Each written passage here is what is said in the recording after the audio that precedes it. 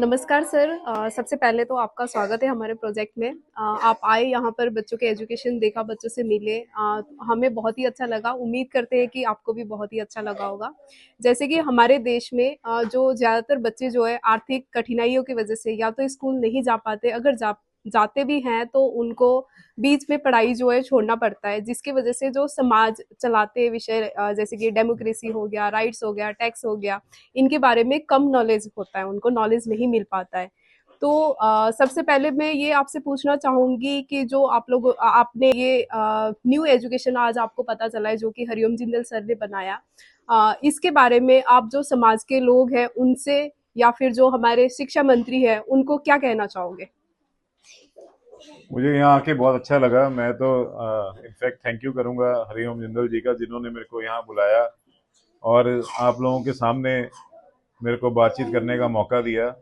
मैं लोगों से यही रिक्वेस्ट करूँगा, और अगर मेरी आवाज़ किसी शिक्षा मंत्री साहब तक पहुँचती है तो यही बोलूँगा कि इस मॉडल को प्रमोट किया जाए, ताकि कोई भी बच्चा, जैसे भैया ने बोला कि इनइक्वालिटी तो शुरू से ही स्टार्ट हो जाती है, जब से बर्थ होता है, कि फाइनेंशियल इनइक्वालिटी की वजह से कोई बच्चा पढ़ाई से वंचित ना रहे। जी। और अगर ऐसा मॉडल अडॉप्ट होता है तो मेरे को नहीं लगता कि कोई भी बच्चा compete नहीं कर सकता या पढ़ नहीं सकता या आगे नहीं बढ़ सकता, क्योंकि एजुकेशन मस्ट तो है ही है, पर education in right direction is very much needed और बहुत ज़्यादा ज़रूरी है, जो आप लोगों को मिल रही है।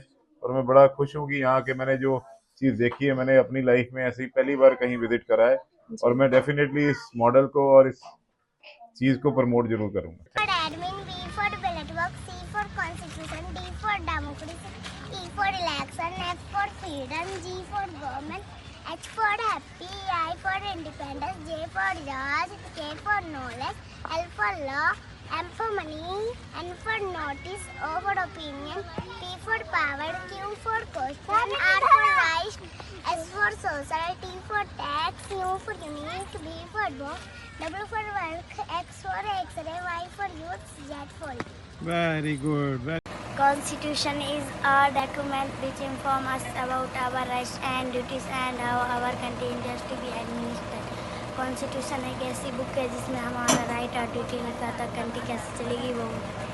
आप जानते हैं कि हरिओम जिंदल सर जो है वो पिछले 10 सालों से लगातार इस प्रोजेक्ट के ऊपर काम कर रहे हैं, बच्चों को एजुकेशन देने के ऊपर। तो आप क्या कहना चाहोगे? बहुत अच्छा काम कर रहे हैं। मेरे को तो बड़ी खुशी है कि भैया ने इतने सालों से इतनी मुश्किलों के बावजूद इस काम को छोड़ा नहीं है, और बच्चों के साथ जो इनकी अटैचमेंट है, खासकर देश के साथ जो अटैचमेंट है, ये वो शुरू से आवाज उठाते रहे हैं। हमारे भी कान खींच देते हैं अगर हम काम ठीक नहीं करते। तो मैं तो ऑलमोस्ट 15-20 सालों से भैया से एसोसिएटेड हूँ, हमेशा से एज अ गाइड बन के हमारे भी चले हैं। और यहाँ आके मैंने जो देखा है कि इन मतलब हरिओम भैया को अपने देश से या अपने बच्चों से कितना लगाव है, कि आप लोगों के थ्रू ही ये देश की सेवा करना चाहते हैं और चाहते हैं कि जो इनइक्वालिटी बनी हुई है उसको दूर किया जाए। तो ये बेस्ट मॉडल है। मेरे को नहीं लगता कि इससे अच्छा कोई मॉडल होएगा कि आप लोगों को अच्छे स्कूल या अच्छे कॉलेजेस के साथ compete करने का मौका इससे बेटर नहीं मिल सकता। कि यहाँ से जो एजुकेशन है वो किसी कॉपी बुक की या बुक्स में नहीं मिलेगी, वो भैया की जो प्रैक्टिकल नॉलेज है या जो उनकी समझ है, उस हिसाब से जो आप लोगों को सिखाया जा रहा है, वो आपको आने वाले टाइम में बहुत ज्यादा तरक्की देगा। ओके। तो आपको क्या लगता है कि ये जो प्रयास जो है हरिओम जिंदल सर ने जो स्टार्ट किया है, तो समाज के जो बाकी लोग हैं उनको भी सर के साथ जुड़ना चाहिए? बिल्कुल जुड़ना चाहिए। मैं तो खुद फील करता हूँ कि मैं बहुत ज्यादा लेट हूँ, भैया ने बहुत देर से मुझे यहाँ बुलाया है, पर मैं जो एफर्ट्स अपने हो सकते हैं मैं जरूर करूंगा, और आगे लोगों को भी प्रमोट करूंगा कि भैया के साथ जुड़े और आप लोगों के लिए जो बेटर हो सकता है, जो बेस्ट हो सकता है, वो करें। Law is a set of rules which can be enforced by the government. Law वो नंबर ऑफ रूल्स है जो गवर्नमेंट लोगों से फोर्सफुली ओबे करवाती है। The purpose of law is to create a harmonious society where human beings can live in peace and happiness by observing their duties and respecting the rights of others while enjoying their own rights. The violators of law are punished as per rules so that harmony and peace in the society is not disturbed. What are examples of law?